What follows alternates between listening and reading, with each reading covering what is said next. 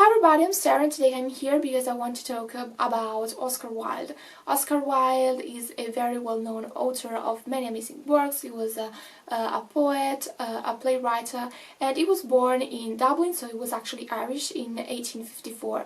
Her father was a surgeon while his mother was an intellectual woman.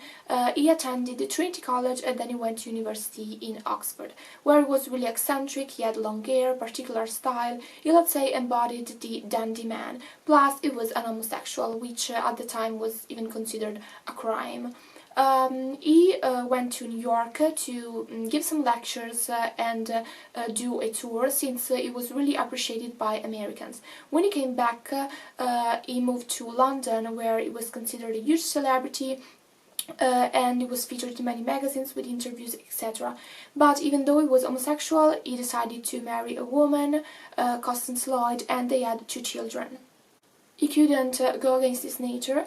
That's why he fell in love with Lord Alfred Douglas, who he called Bosie, and their union was not accepted in that society. In fact, there was a trial, and even Bosie's father was against homosexuality. In fact, Oscar Wilde did 2 years of hard labor in prison, where he even wrote a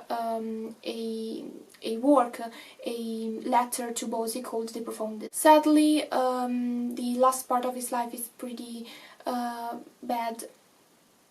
The last part of his life is pretty sad because it was refused by everybody, and he died in poor conditions in a hotel in France,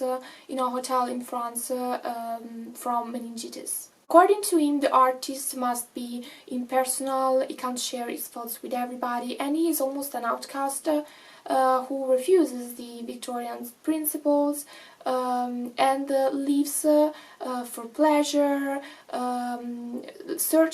looking for beautiful things and only thinking about art. In fact, he doesn't think that art is useful, but the artist produces works only for himself, for his own pleasure. Plus, the artist was not morbid, so he was not concerned about death.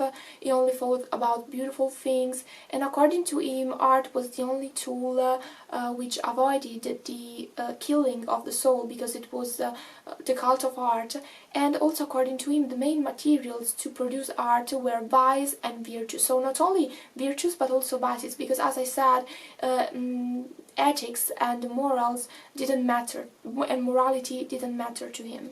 In addition, he believed that with his superior spirit and wit, he could live his life as a work of art, that his life was a work of art. He was very eccentric, as I said, the dandy man, who was always looking for happiness and joy, and didn't care about, let's say, the sad part of the world, all the problems, all the issues.